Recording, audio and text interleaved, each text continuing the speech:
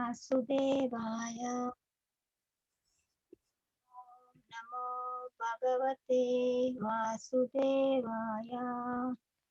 Om Namo Bhagavate Vasudevaya. Chapter 2. Contents of the Gita summarized. Text 1.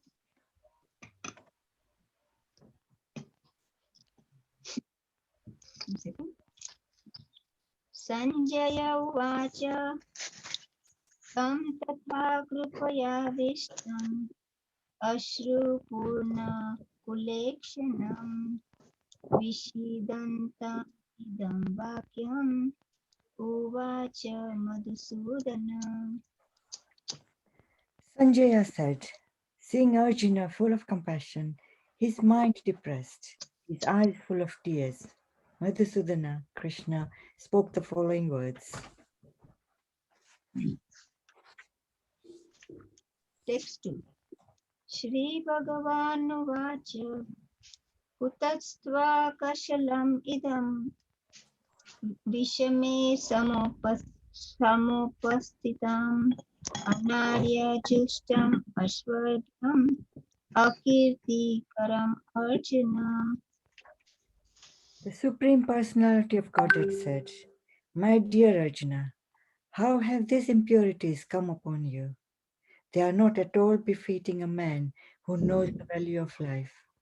They lead not to higher planets, but to infamy. Text 3.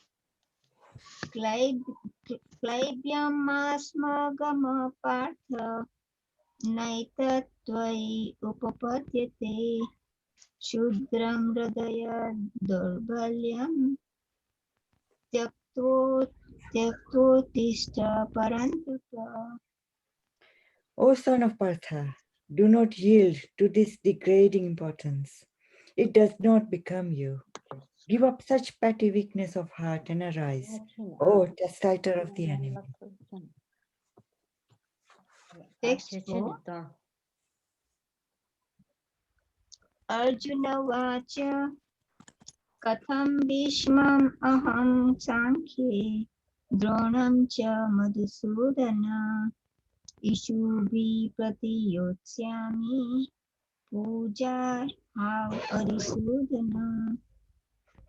Arjuna said, O killer of enemies, O killer of Madhu, how can I counterattack with arrows in battle men like Bhishma and Drona, who are worthy of my worship?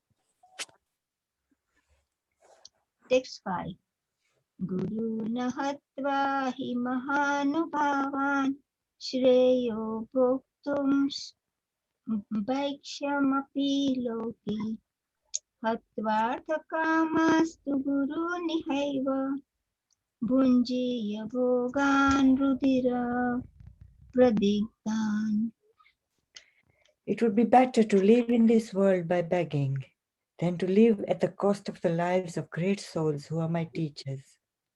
Even though desiring worldly gain, they are superiors. If they are killed, everything we enjoy will be tainted with blood. Text.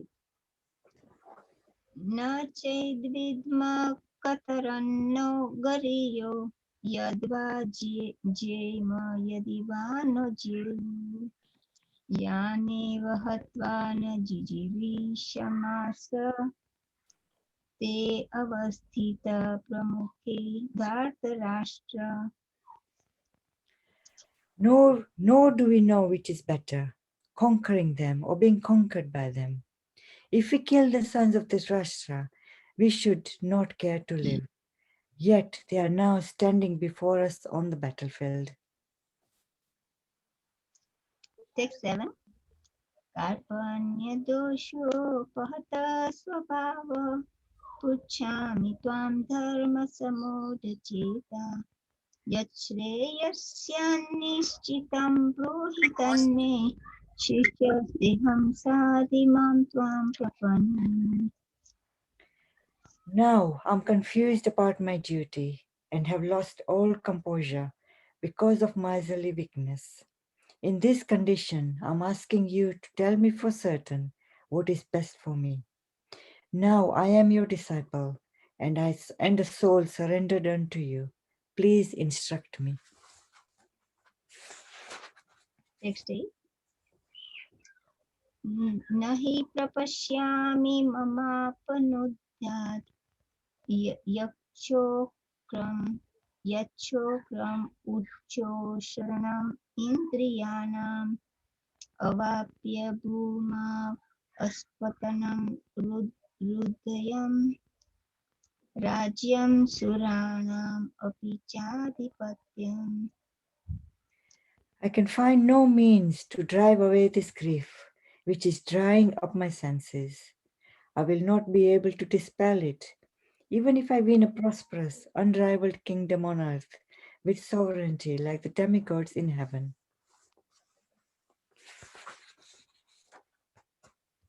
Text 9. Sanjaya Vacha एवमुक्त्वा ऋषिकेशं गुडाकेश परन्तप न योत्स्य इति गोविन्दम् उक्त्वा तूष्णीं बभूव यः. Sanjaya said, having spoken thus, Arjuna, chastiter of enemies, told Krishna, Govinda, I shall not fight, and fell silent. Text 10. तमुवाच Rishikesh प्रहसन्निव Bharat सेनयोर उभयोर्मध्ये विषीदन्तम् idam vacha. O descendant of Bharata, at that time Krishna, smiling in the midst of both the armies, spoke the following words to the grief-stricken Arjuna. Text 11. Shri Bhagavan Vacha Asocyan Anavascho Sochasvam Pragyavadamsya Bhashyase Gatamsunsha Nano Sochanti Pandita.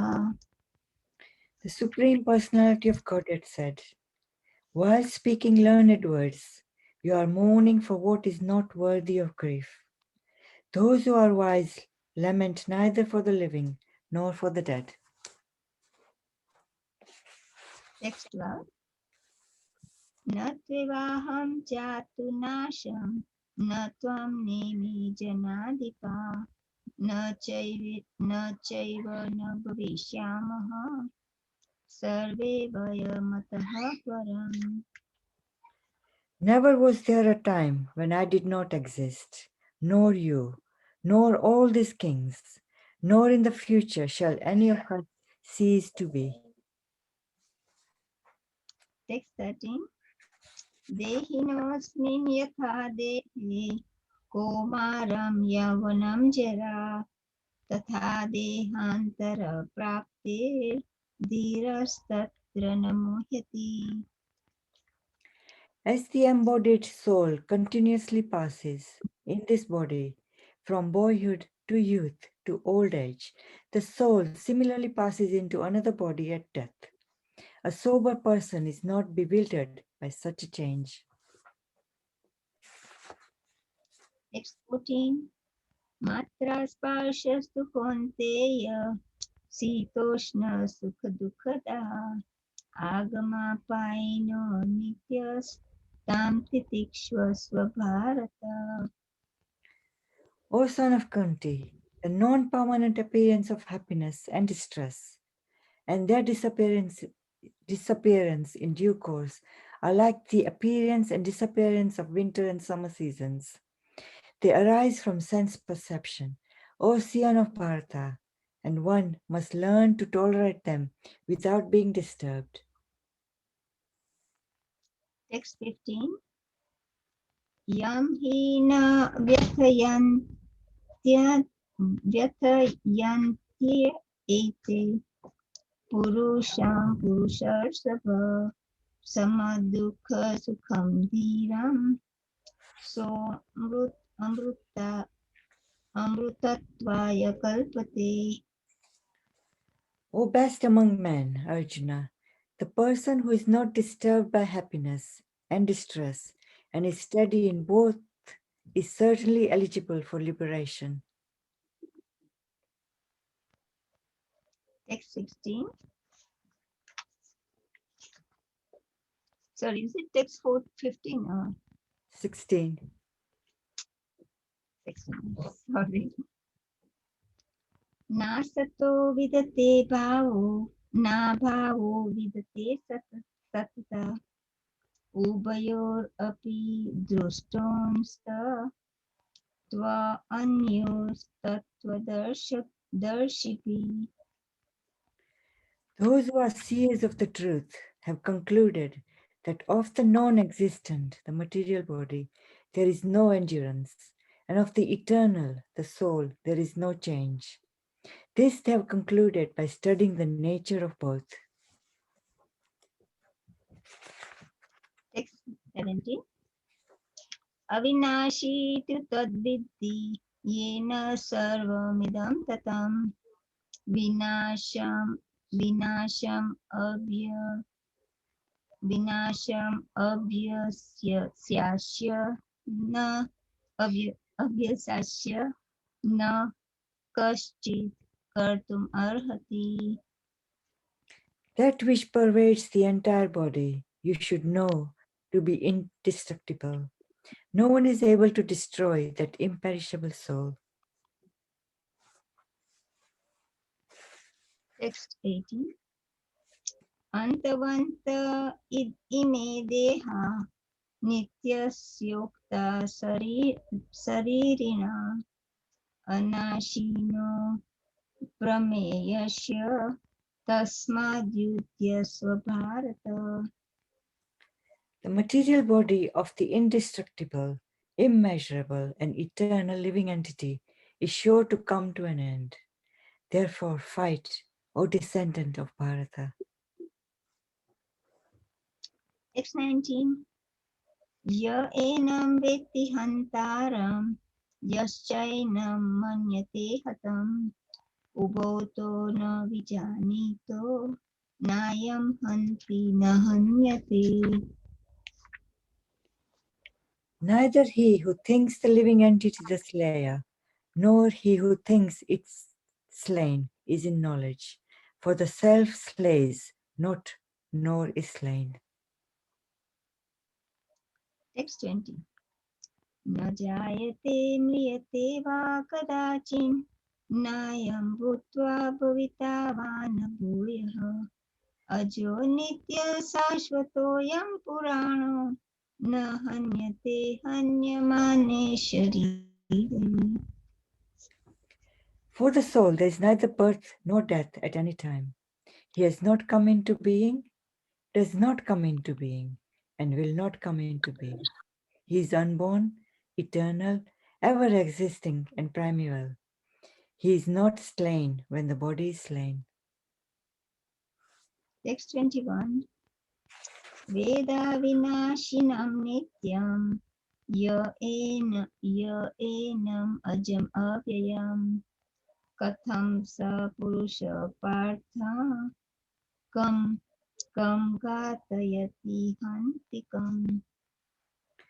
O Partha, how can a person who knows that the soul is indestructible, eternal, unborn, and immutable kill anyone or cause anyone to kill? 22. Vasam shijinani yatha vihaya navani grinanti naro parani तथा शरीरानि विहाय जीर्णानि अन्यानि सम्याति नवानि देहे. As a person puts on new garments, giving up old ones, the soul similarly accepts new material bodies, giving up the old and useless ones. Text 23.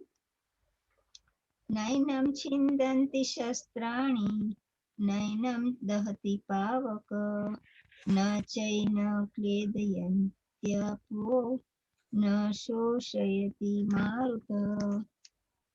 The soul can never be cut to pieces by any weapon, nor burned by fire, nor moistened by water, nor withered by the wind. Text 24. अच्छेद्योऽयम् अदाह्योऽयम् अक्लेद्यो शोष्यो एव च नित्यः सर्वगतः स्थाणुः अचलोऽयं सनातनः. This individual soul is unbreakable and insoluble and can be neither burnt nor dried. He is everlasting, present everywhere, unchangeable, immovable, and eternally the same. Hare Krishna. Thank you very much. Hare Hare Krishna. Krishna. Thank you so much, Krishnavani Mataji. That was wonderful Sanskrit recitation. You know what I learned from Mataji, you is, no. What I learned from you is that you so calmly were reciting the verses, and that was really beautiful. And thank you, Saroj Mataji, for reciting the English verses so very, very nicely and clearly. Thank you, both of you. Thank you. your Sanskrit is also very good. Your Sanskrit recitation. Hare Krishna. Hare Krishna. Thank you. Okay, let me share the PowerPoint screen today. Let's see.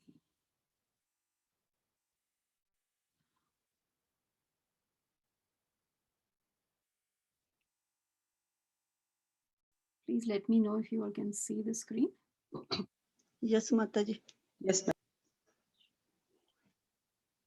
All right, so what we're doing is we will continue from, we'll continue on chapter 2. And today we are going to study the verse 17. It is quite a deep, it's got quite a deep meaning, and the purport is really, really long. Prabhupada has really explained a lot in this verse. So we'll try and take the best what we can from the purport. So I'll just recite the verse. Avinashi tu tadvidhi yena sarvamidam tatam vinasham avyayasyasya na kaschit kartum arhati.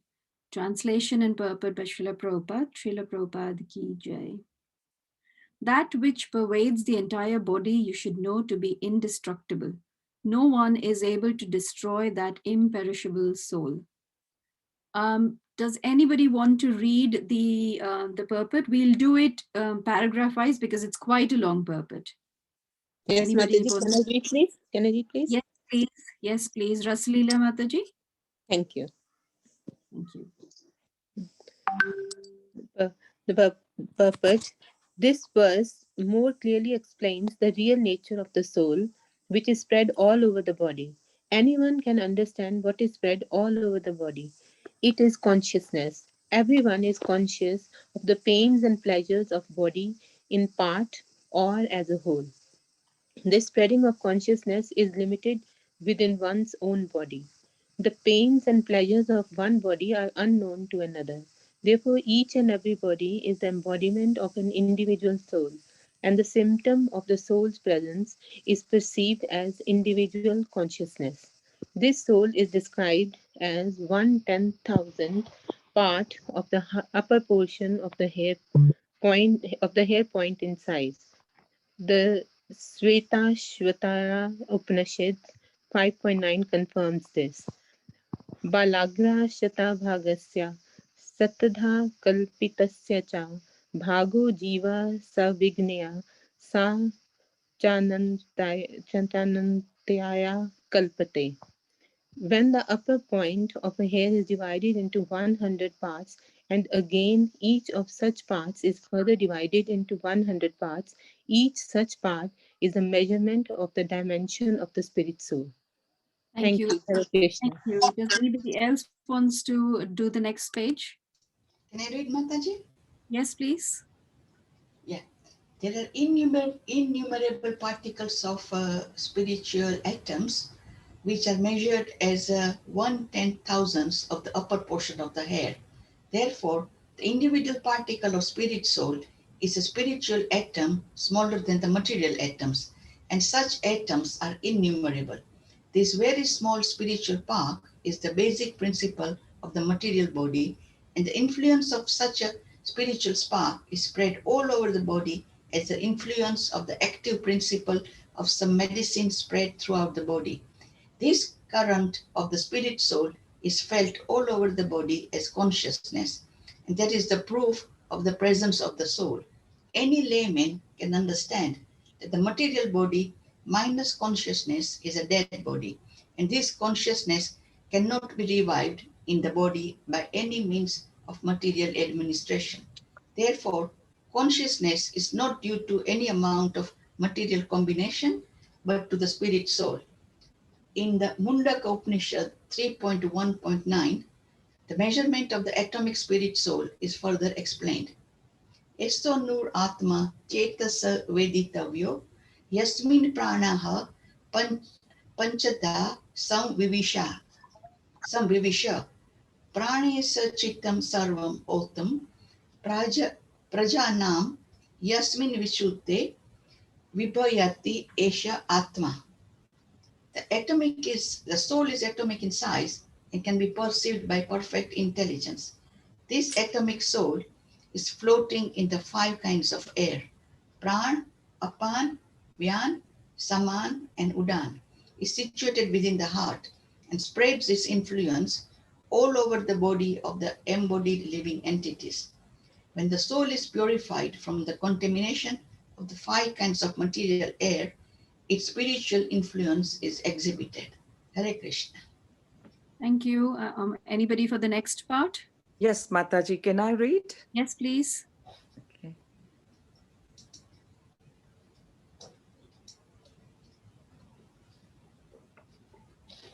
You're on mute, Mataji. Sorry, so sorry. No problem. The Hatha Yoga system is meant for controlling the five kinds of encircling the pure soul by different kinds of sitting posture, not for any material profit, but for liberation of the minute soul from the entanglement of the material atmosphere. So the constitution of the atomic soul is admitted in all Vedic literatures, and it is also actually felt in the practical experience of any sane man. Only the insane man can think of this atomic soul as all-pervading Vishnu Tattva. Shall I carry on? Yes, please. Yeah.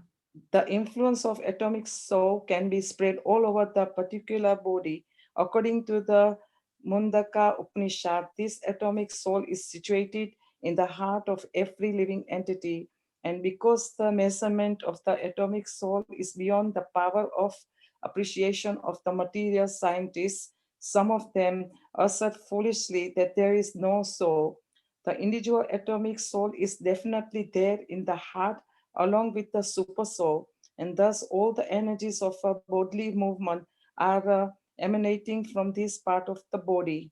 The the corpus, the corpuscles which carry the oxygen from the lungs gather energy from the soul. When the soul passes away from this position, the activity of the blood generating fusion ceases. Medical science accept the importance of the red corpus, is it corpuscles? Corpuscles. Corpuscles. But it cannot ascertain that the source of the energy is the soul. Medical science, however, does admit that the heart is the seat of all energies of the body. Such atomic particles of the spirit whole are compared to the sunshine's molecules. In the sunshine, there are innumerable radiant molecules. Similarly, the fragmental parts of the Supreme Lord are atomic parts of the rays of the Supreme Lord, called by the nature Prabha or superior energy. So whether one follows Vedic knowledge or modern science, one cannot deny the existence of the super soul, spirit soul in the body, and the science of the soul is explicitly described in the Bhagavad Gita by the personality of Godhead himself. Hare Thank you Krishna. so much. Thank Hare you. Okay, before we continue, we'll just recite our prayers. Om Agyantimirandasya Gyananjana Shalakaya Chakshurunmilitam Yena Tasmai Shri Guruve Namaha. He Krishna Karuna Sindhu Dinabandhu Jagatpate Gopesha Gopika Kanta Radha Kanta Namostate Tapta Kanchana Gaurangi Radhe Vrindavaneshwari Vrishabhanu Sute Devi Pranamami Haripriye Vanchakalpatarubhascha Kripa Sindhuve Vacha Patitanam Pavanebhyo Vaishnavebhyo Namo Namaha Shri Krishna Chaitanya Prabhu Nityananda Shri Advaita Gadadhar Shivasadi Gaura Bhakta Vrinda Hare Krishna Krishna Krishna Hare Hare Hare Rama Rama Rama Hare Hare Nama Om Vishnu Padaya Krishna Prastaya Bhutale Srimate Bhaktivedanta Swami Niti Namine Namaste Saraswati Deve Gauravani Pracharine Nirvishesha Shunyavadi Paschata Deshatarine.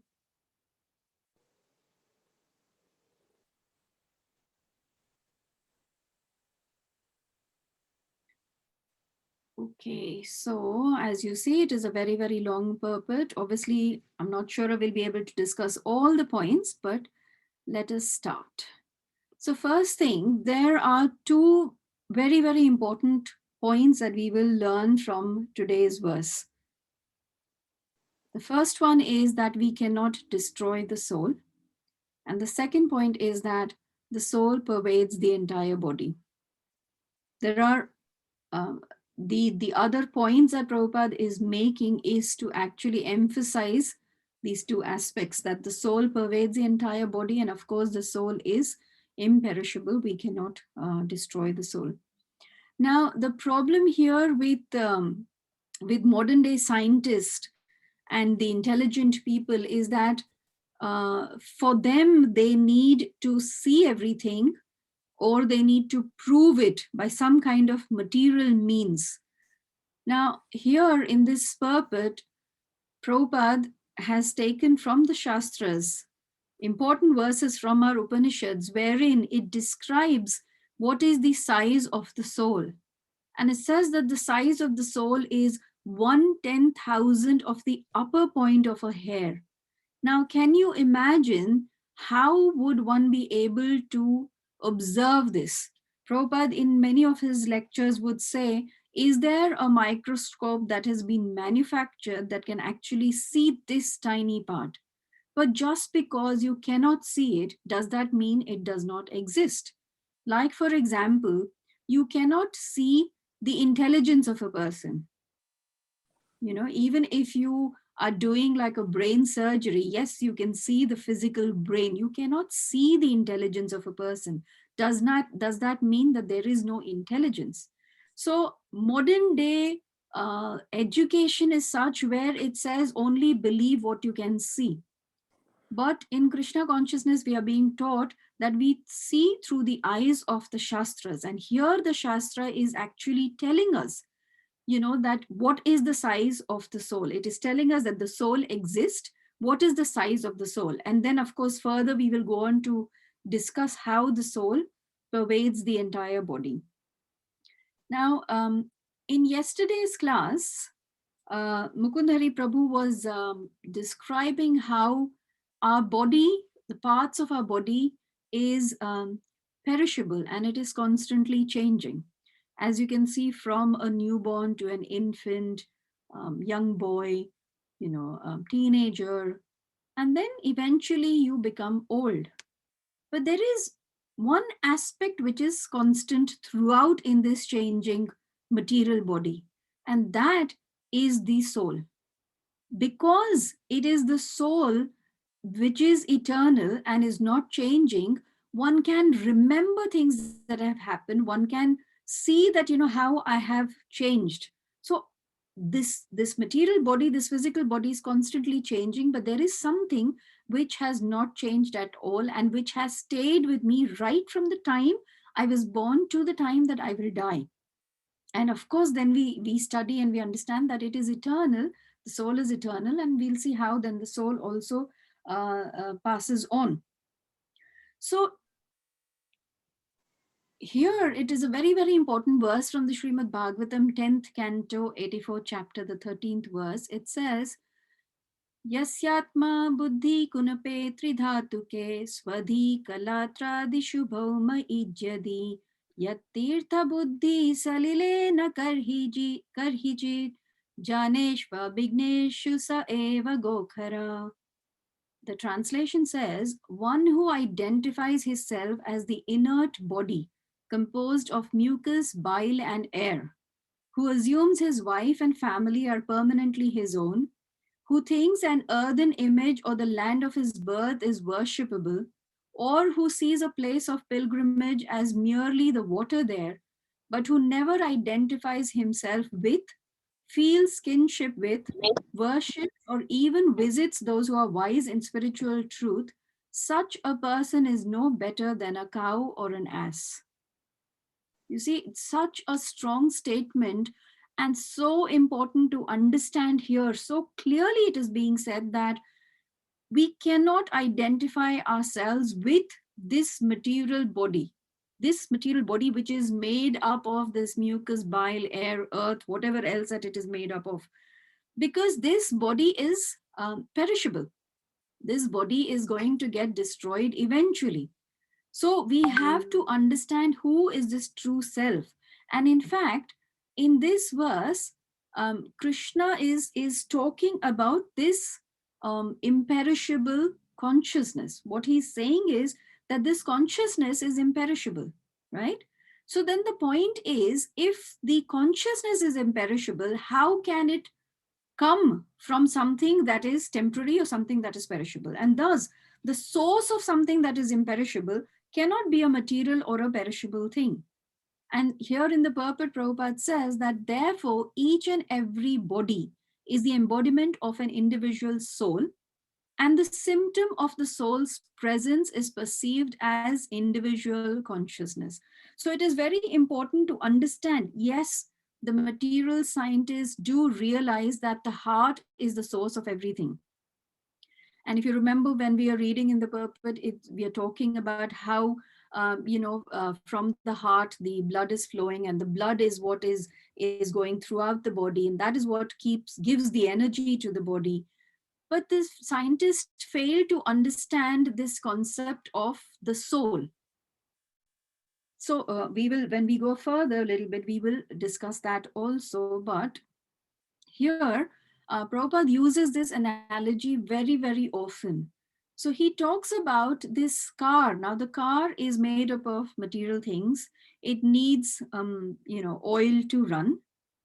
But the point that Prabhupada is making is, if the petrol tank, let's say, is empty, you fill it with the material thing, which is it needs the oil. Does that mean that the car will run on itself without the driver? Now, I know there will be an argument that now we are having driverless cars and driverless trains and all of that.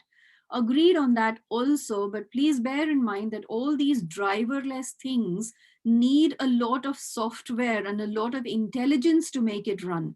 And that intelligence is also coming from a human being. It's not automatically happening. So Prabhupada was explaining, using this analogy, that same way this body, which is made of these material things, if the soul does not exist in that body, then it is of no value. It is called a dead body. And again, the example given is that when there is a death in the family, and the relatives are lamenting, and the son might say, seeing the dead body, "Oh, my father, where is my father gone?" But the point that Prabhupada is making is that your father, as in the body, is still here. So where has that body gone? That body is still here. So that means the real person, the father, actually, you did not ever know the real person, because the real person was the soul. So the body is not dead just now. It was always dead. It is just because of the presence of the living soul that there was some kind of movement, right? And then Prabhupada goes on to explain, if you understand this, actually, it kind of explains about our consciousness. So there are three stages of consciousness. One is the Jagarti, Swapna, and Sushupti. So Jagarti is when you are awakened, your consciousness is very acute and strong. We all can feel this. What we are discussing in today's verse is something very practical, and all of you actually experience it. So you will all understand this very clearly. Then the next stage is the Swapna. Swapna is when we are in the sleeping stage. There is consciousness, but it is not so active. But the consciousness is still there. And then there is the Sushupti stage, which is the unconscious stage. Now, anybody who's had any kind of operation or whatever and has been made unconscious by some kind of anesthesia will realize that when you come out of that stage, you don't know what has happened in the past, whatever, maybe an hour or so when you were under the influence of the anesthesia. You don't know anything that has happened. Such big operations are conducted, your body is cut and whatever else, and you don't know anything because you have been made completely unconscious. So there is no feeling at that time. So then Prabhupada goes on to explain that death means that same unconsciousness, but for a long period. So what death means is that the body is lost, that is the gross body, but the soul remains in the subtle body, which is the intelligence, mind, and ego. And the subtle body carries the soul to another body. Obviously, we've discussed in the past how the other body is based on your karma and then based on Devi Netrena, that is on the Lord's will. So the soul does not ever get lost. It is the gross body that is lost. It is never so the eternal soul is imperishable. And because the eternal soul is imperishable, the consciousness that emanates, that pervades the entire body, same way is imperishable. So here Krishna is stating, I've just picked up some of the Sanskrit words. So he's saying Avinashi. So Avinashi means imperishable. So that which is imperishable is pervading the entire body. What is that imperishable? He says that consciousness which is pervading the entire body is imperishable. Okay. Now, again, in the previous verses of this chapter, we have learned how the soul is eternal, and Krishna is saying this to Arjuna because Arjuna is distressed at the thought of harming and killing his relatives. And at that time, Krishna says, Natvam evaham jatu nasham, natvam neme janadipa, na chaiva na bhavishyama, sarve vayam ataparam. So he says that never was there a time when I did not exist, nor you, nor all these kings, nor in the future shall any of us cease to be. So here again, Krishna is talking about the same thing, that the soul and thus the consciousness that is coming from the soul is imperishable. It cannot be harmed, it cannot be killed, nothing can happen to it. Okay. And what we need to understand, how then this consciousness is pervading the entire body. And so in the purport, Prabhupada is using this analogy, and he says the influence of such a spiritual spark is spread all over the body as the influence of the active principle of some medicine spreads throughout the body. So Prabhupada uses this analogy very, very often in his lectures. So he's talking about two things. The soul is situated in the heart.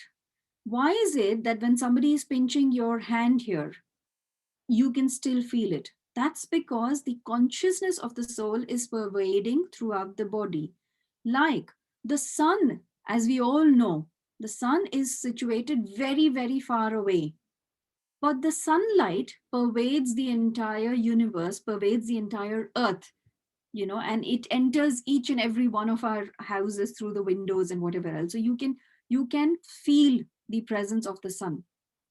Even in fact, a person who cannot see the sun, let's say he's blind, or even blindfolded for that matter, can perceive the presence of the sun because of the heat.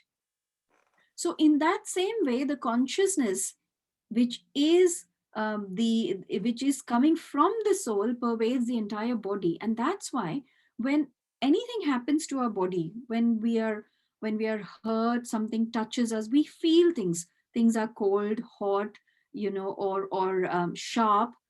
We feel all of those because of this consciousness.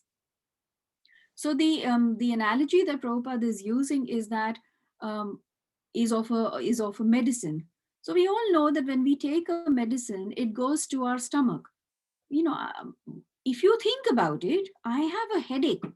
Why is it that then I'm taking a medicine that goes to my stomach? So we all know that whatever we take into our stomach, the food or the medicine or whatever, will then eventually act throughout our body. So like how the principle of, like how the action of the medicine spreads throughout the body, same way the consciousness of the soul pervades the entire body. And then Prabhupada goes on to talk about how the soul is in these 5 kinds of material air. And we see he talks about the prana, apana, vyana, samana, udana. So these are the 5 airs that the soul floats in. And then it is explained in I've just picked this up from one of the lectures that I was researching. It says that these 5 airs have the following functions. The prana governs intake and forward momentum. Apana governs elimination and outward momentum. Vyana governs the circulation. Samana governs assimilation and consolidation, and Udana governs the growth and upward movement. But what is important to understand, and Prabhupada says that in his purport, is the purpose of the Hatha Yoga system is to control all these airs. Once you control all this air, and the aim of all this is so that you can liberate the soul from the contamination of these life air. As you can see in the picture also, the Atma, the soul, is in the center, floating in these 5 different kinds of air. Now, another very, very important point that Prabhupada is making is about the insane man can think of this atomic soul as all-pervading Vishnu Tattva. So what happens is, once you start understanding that the soul is eternal, one cannot think that, because I am eternal, I am also a Vishnu Tattva. And here Prabhupada makes it very clear that it is only an insane man who will think of this atomic soul as all-pervading. And why? Why is that? So the reason is, yes, we understand that God's consciousness is also spread all over the universe. But my consciousness can only feel the pain and pleasure of my body. I cannot understand what is happening to you. It's only if you tell me I will understand, but I don't know what is happening in your body, right?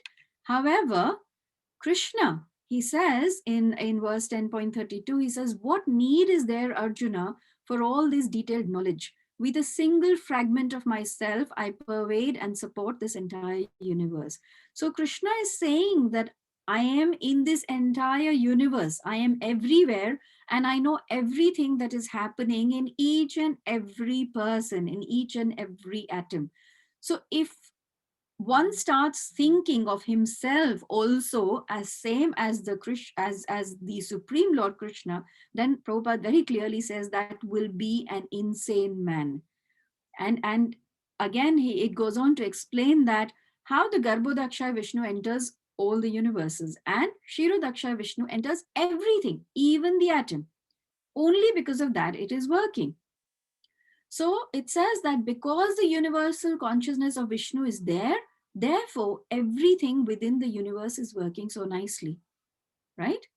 Now, if you compare the nature to your body, the material nature is there, but without the soul's presence, the consciousness being there, it will not work. So imagine this, that the material nature, if it wasn't for the presence of Krishna, then it would not work. Same way, this body, it only works if there is the presence of the soul. You know, sometimes if you think about it, and Prabhupada used to say this, that actually it is very simple to understand. And still sometimes it doesn't make sense to a lot of people. But if you take the analogy, or if you take the example that Prabhupada uses of the dead body, where he says that, you know, each and every single part of the body is still there, the dead body is still there. So what is it that has left? And we are not able to understand that, because if it is, let's say, if it's just like some people, let's stop sharing this for a minute. Like some people say that, you know, everything is made of the material elements. So if that is the case, everything is made of material elements, and let's say that, you know, we know that the blood from the heart carries the energy, and you know, the body is turning white because now the blood is not being carried, then why is it that we cannot just give some blood and, you know, revive the body again? So here it's very, very clear that it is the absence of the soul that is the difference between a living body and a dead body. So once the soul has left the body, you cannot do anything to bring it back. And that's when a body dies. But the soul is eternal, the consciousness is eternal. And that is why we have to always focus on what I can do to change my consciousness from thinking that I am this body to realizing and understanding that I am not this body, I am the eternal soul. And that is the whole focus of the Bhagavad Gita and Krishna in the Bhagavad Gita. So I will, so yeah, just before I stop, just the two main points that we were going to take away from this verse is that one is that you cannot harm the soul. There will be other verses where we'll discuss all these things. I don't want to bring that into here today. And that the consciousness pervades the entire body. These two very, very important aspects. So I'll stop here. Thank you very much. And if there are any questions or comments or corrections. So there is a question which Pooja Mataji has put on the chat. When one's body part is paralyzed, that part cannot be moved or felt at times. What happens there, Mataji? Very, very good question, Pooja Mataji, because you are asking in the sense that the soul is still there and this consciousness should be pervading everywhere. So what happens then? Because the soul is still there in the body. That's a good point. But we have to also realize from a, you know, sometimes the doctors call like the body, if you take it as a mechanical thing, like let's say even the car, you know, when we give the analogy of the car, Prabhupada gives the analogy of the car. Unless each and every part of the car is well looked after, like the tires have got, you know, air in them, there's petrol in the car, the engine is working properly, even though the driver will sit in the car will not move. Remember that our body is made of the material elements. It has got its problems, as in, like, let's say when I hurt my hand. So if I have hurt my hand, I will not be able to use it. I can still feel the feelings, as in I've heard it. When you're saying paralyzed, obviously at that time it means that the blood that is carrying the consciousness, the blood that is carrying the energy is not going to the part which has been paralyzed, and that is why you cannot feel anything. If you read in the purport, it says, I will just read that part because that is very important. So it says that the corpuscles which carry the oxygen from the lungs gather energy from the soul. Now the point here is that if these corpuscles are not carrying the oxygen to this particular part of the body, that means they're not carrying the energy and they are not carrying the consciousness also. That is why you cannot feel anything. Okay. I hope that kind of answers your question. Yeah, very best. Thank you, Mataji. Thank you. Thank you. Any other questions or comments? Hare Krishna Mataji. Hare Krishna, Namrata Mataji. Mataji, it was a wonderful class as always. So thank you so much. Thank you for your kind words. Thank you. Thank you. Mataji, I've got this maybe a silly question. So I understood every single thing and how beautifully you narrated it, Mataji. But if I was to say today, how do I understand when we touch it, we feel the sensation, but Mhm. how can I feel my soul? As in, I completely understand the body part and everything, but when is it when I'm actually sitting down? Is it when am I feeling my soul when I'm just sitting down and doing my Mara every day? When I'm just concentrating? How do I feel my soul? Mm. See, that's a very good question, Namrata Mataji. And that question actually a lot of people would ask, like, how do I know that Krishna is with me? How do I feel the super soul? So the same logic applies here. How will you know that, the super soul is with you? And the logic is that right now we are completely covered. And when I say covered, like how a mirror is covered by by layers and layers of dust. Unless you clean that mirror, you cannot see your own reflection, right?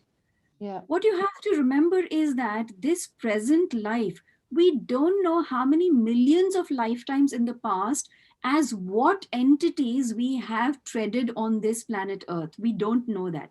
So there is a lot of covering. The layers of dust is not just one layer. There is layer upon layer upon layer. And if we think that just by one wipe of the mirror, I will be able to see my reflection clearly, that then is expecting too much. So the point that what I'm trying to say is you have to revive this consciousness. Now, Prabhupada says, and in our Shastras it is written, that all of us, each and every living entity, all of us, especially human beings who've been given this intelligence, we are all part and parcel of Krishna. We are all devotees of Krishna. The only problem is that we have not realized it. Now, how will we realize that I am this soul, that I have the super soul with me? Is by performing various activities that have been given to us in the Shastras. And for this Kali Yuga, the most important and the easiest and the activity that has been propagated is chanting of the holy name. So, yes, if you sit down and you start chanting, you will realize there are so many other ways also you will realize. Because once you start chanting, you will realize that all of this is so temporary. When you look at, let's say, it says that you can realize knowledge by either by seeing, hearing, or practically going through it.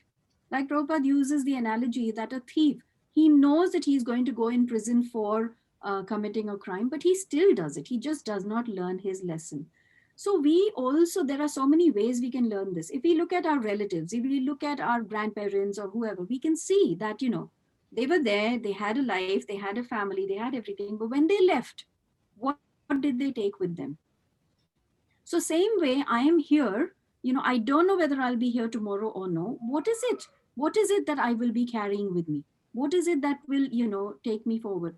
And like you said, Namrata Mataji, it is not something that Prabhupada says Krishna consciousness can happen within 1 second, or it could take lifetimes. Now, we all can pray that because of the mercy of Srila Prabhupada and the mercy of our gurus, we can hope that we will start to realize that I am this soul. And it is not difficult at all. The moment you start chanting, the moment you start reading, the moment you start understanding Bhagavad Gita, the instructions of Krishna, you will realize, you will feel the presence of the soul and the presence of Krishna. What Krishna says is, I want to speak to you, but if you do not listen to me, how can I speak to you? So the important thing is to turn yourself, to turn towards Krishna and take guidance from him. And you will see. Honestly, I'm telling you.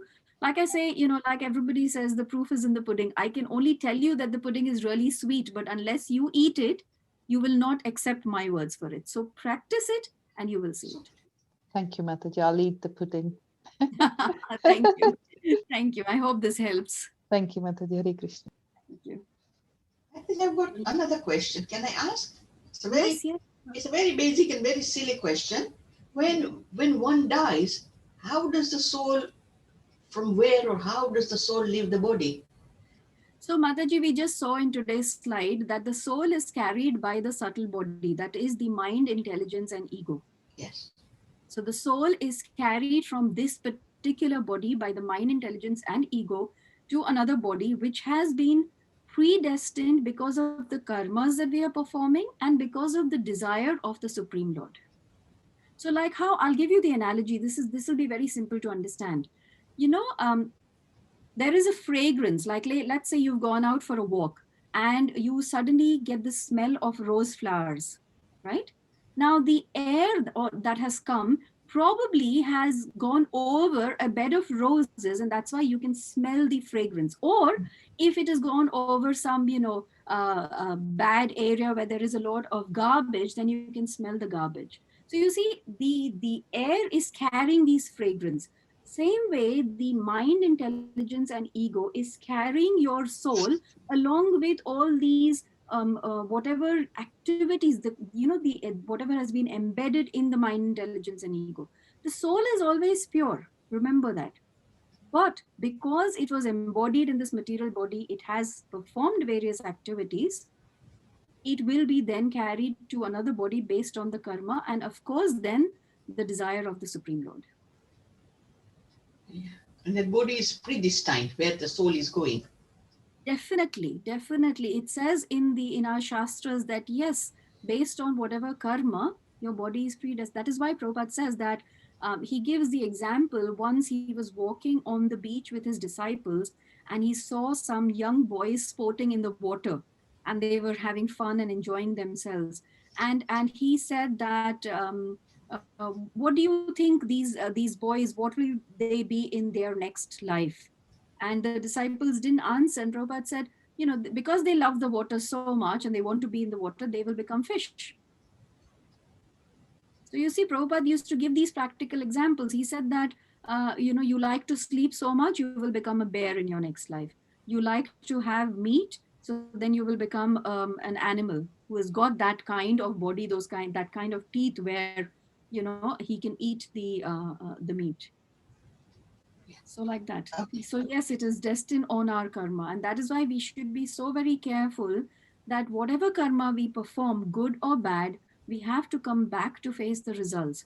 Thus, if we perform only karma that is dedicated to the Supreme Lord and try and do service and try and bring Krishna in the center, then we can be free of the cycle of karma. Yes. Okay. Mm-hmm. Thank you, Mataji. Thank you. Can I Any ask other- a silly question as well, please, Mataji? None of the questions are silly at all, I think. I think they all make so much sense and we all learn from it. So please don't say silly. Go on. So, say when we die, does the soul leave such straight away, or is it after we are buried or we are cremated or something? Okay, I will share what I know, but if there's somebody who knows more can correct me. What I understand is yes, the soul does leave, but there are some rituals that for 13 days it is kind of floating around. It doesn't immediately just go to the next body. And that is why in the Hindus, they perform various kinds of ceremonies so that the soul is then free and it is not attached to its previous life, and then the soul can go on its forward journey.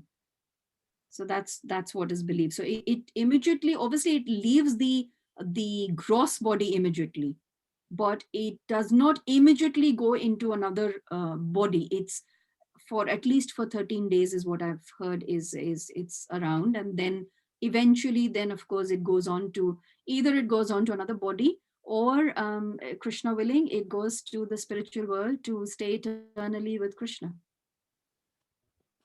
Okay, thank you very much for that. Thank you. Any other questions or comments? Mataji, can I ask the question? So Yes, do we yes. get a body as our mind, intelligence, and ego? So we get our body based on what our karma is, what our desires are, and what we are thinking during our last stages. Like if we look at the story from Srimad Bhagavatam of Bharat Maharaj, Now, Bharat Maharaj had renounced his kingdom. He had left his family. He was so completely detached from all of these things. And he wanted to only just focus on the Supreme Personality of Godhead. But what happened? In the forest, he got attached to a deer.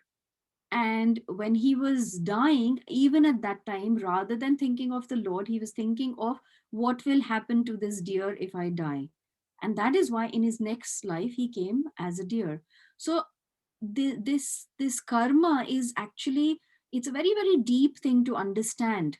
So yes, whatever you think, whatever you desire, whatever kind of activities you have performed, your next life is going to be based on all of that.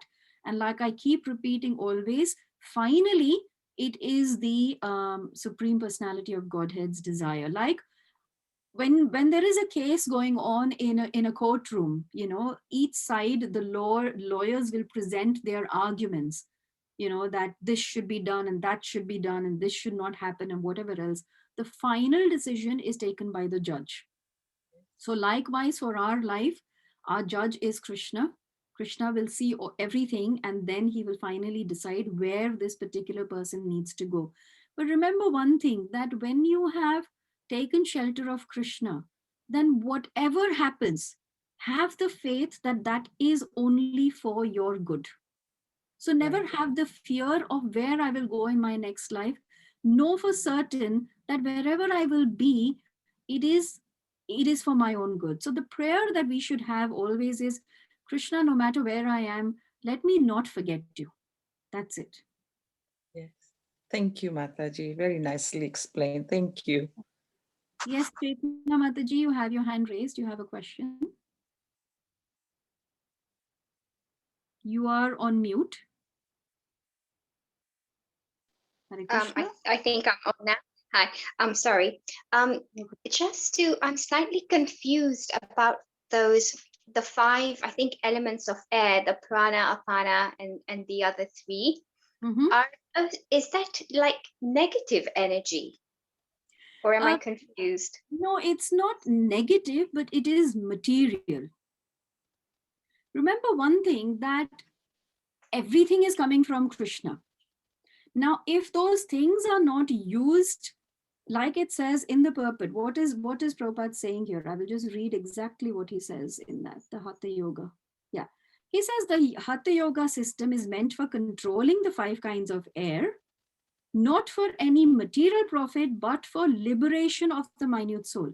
So it is not about negative or positive. It is whether you are using it for the purpose that it should be used for. And what is the purpose that it should be used for? Is liberating your soul, freeing your soul from thinking I'm this body, freeing your soul from being encaged in this material body or in another material body in the future, realizing that I am part and parcel of Krishna. So everything that we do in our life should be, you know, in the further verses, there is a verse 2.40. It says, Vyavasatmika buddhi eke ha kurunandana. One pointed attention and intelligence is, I want to break out of this circle of birth and death and birth and death and go back to where I originally and eternally belong. So no, Hatha Yoga, there is nothing negative about it. But remember that yoga is not just to have a good body, but yoga means to join. Yoga comes from the word yug, means to join. You have to join with Krishna. Okay. If I detach, let's say if I detach my finger, this finger has got no value if it is not attached to my body, because the finger on itself cannot do anything. The same way, right now, I am detached from the Supreme and I have no value. It is only when I attach myself to the Lord, then I have some value. Hope that helps. Yeah, my reason for asking, actually, I'll just quickly explain. There's a really nice mantra by Meditative Mind, and the words are, I don't understand them fully, but it's prana, apana, sushmna, hari, hari, har, hari, har, hari. And I quite listen to it sometimes. I was just wondering about it. Yeah. So no, these all these mantras in the end, if they are able for you to, focus on the Supreme Lord. But it says in our Shastras, and there are many verses from the Upanishads and everywhere else where it says the Hare Krishna mantra is called the Maha mantra. If you start chanting the Hare Krishna Maha mantra, you don't need to chant anything else. Prabhupada said, just by chanting the Hare Krishna Maha mantra, everything will be revealed to you and everything will be perfect and auspicious and all glorious. Sure. Thank you for that. Okay. Okay, there's a question by Rita Kumari Mataji. She says, I have a question. Is it a must to do 16 rounds of Maha Mantra of Hare Krishna every day and go to Lord Krishna's home? Okay. So, Rita Kumari Mataji, the thing is, in fact, when Prabhupada first started, he asked his disciples to chant 64 rounds. Now, there is a question. Everybody will say, why are we chanting whatever? Krishna in the Bhagavad Gita twice, 2 times, he says, Man mana mad bhav bhakto. That is, constantly think of me. 24/7 think of me. Right? So then Prabhupada's disciples said 64 rounds, when will we work and when will we do other activities? So then he got it down to 32 and finally he got it down to 16. So the idea is that you have to train your mind to constantly think of Krishna. Yes, in the material world, it is difficult. You've got other activities. And that is why Prabhupada said, all right, as disciples of ISKCON, as devotees of Krishna, the minimum number of rounds that one must chant every day is 16 rounds of the Maha Mantra. So yes, that is very important. Very important. Thank you. Yes, Meena Mataji, did you have a question? Thank you, Mataji, for explaining that, why we Yeah, have to thank do you. 16 rounds. Hare Krishna. Thank you very much. Thank you. Was there anybody else who had any question? Yes, Mataji, can I ask last one question? When Yes. after 13 days, when the soul takes the new birth, those 13 days, what are the prayers we should be doing? Should we chanting Maha Mantra? So, Mano Mohini Gopi Mataji, your name is very beautiful. Thank you. Very So, there's 2 ways to look at it now. Prabhupada says that once you have taken shelter of Krishna and you're chanting the Maha Mantra, you don't need to follow any other rituals.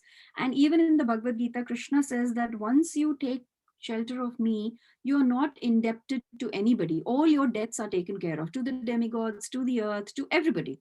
Your debts are taken care of, even to the forefathers. So as such, there is no need to do all of those things. But some people, for their peace of mind, they do it. And, even Mahaprabhu had done it. Mahaprabhu had gone to Gaya, so which is fine. The most important mantra that you can chant is the Maha Mantra. And for your own peace of mind, or because you think, you are going to help, it is all right to do the other rituals that are done. But if a person has the full faith in just chanting, then that itself is more than enough. That's it.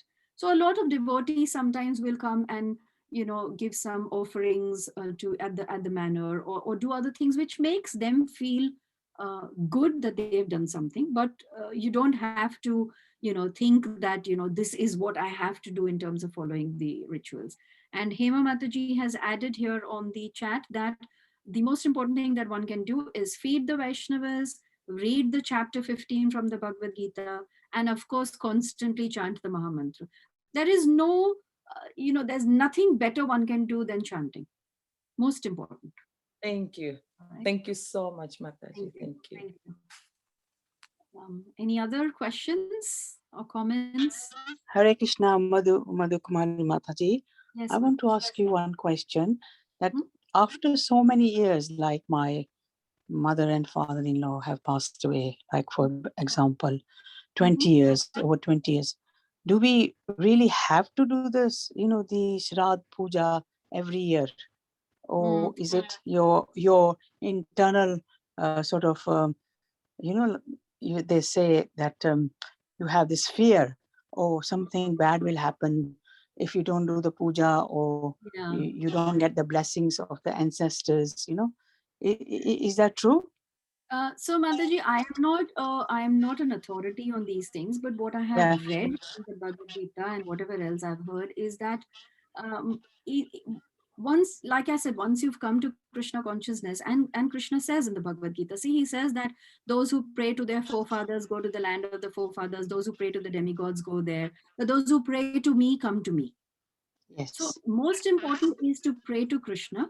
But if you want to do anything like, Shrad and whatever, you pray to Krishna, offer bhoga to Krishna, and then offer that as prasadam to your in-laws. And that will work the magic. I mean, obviously the mother-in-law and my mother-in-law and father-in-law have passed away. I mean, 20 years ago No, what I or mean so. is, what I mean is, what people in devotees in Krishna consciousness do is on the day they offer Yes. bhoga to Krishna on the altar, Yes. and then they give that prasad to the pictures of their forefathers. Yes. Sure. So they Okay. do that, and that kind of, that you're giving prasad at the end of the day. So Yeah. that's a nice Because thing. sometimes what happens is, being busy life of London, you can't go to the temple. So, you know, So you can and do it do at it on the home. certain tithis, and because it was a lockdown last year as well, Yeah. so it was difficult to go Yeah. to the No, temple. Mataji, I know of a lot of devotees. What they do is they prepare. See, what they also do is they prepare things that the departed soul would like. Like, let's say that your mother-in-law, like, let's say, Yeah, some. she likes mangoes, or Yeah, so she likes so kheer. so what the devotees would do is, let's say they make the kheer, they'll offer to their deities at home on the altar, even if it is a picture or whatever, offer it to the deities, and then offer that prasad. So what she's getting is Krishna prasad, and that is going to help the soul. Like that. Okay. Even Yeah. for so, after so long, as the someone It's else your, was saying, they yeah, have again, birth. They have the birth as soon as they leave the world, or when do see, they have yeah, another birth? see, the soul's journey depends on the karma. Now, depending on the karma, if Krishna decides within 13 days he's going into another body, that's fine. Depending on the karma, if the soul is just floating around, doesn't get a body for a long time, for whatever reasons, we don't know. See, the laws of karma is very, very subtle and difficult to understand. But Right. if your mind and if your heart wants to do something, then there is no harm in doing it. So it's totally your consciousness what you feel like doing. Okay. Thank Yeah, you very much, Mataji, for explaining it. Thank no you. problem. But again, Hare like I Krishna. said, I'm not an authority on this. I'm sure there are more, people, scholars who know this. I don't know much. I'm only repeating what I've heard. So yeah. Okay. Okay. Hare Krishna Thank you, Mataji. Mataji. Hare Krishna. Hare Krishna. Hare Krishna Mataji, can I just add something? Yes, Is that yes. okay? Yeah, Mataji, uh, exactly what you said, offer to the Lord and offer that to the picture, that is Yeah. that is exactly. And there's another thing I was thinking, which normally I do, and I pray to Lord Narasimha Dev in Mayapur, and I do like Tulsi Archana for their soul. Okay. See, that's And good.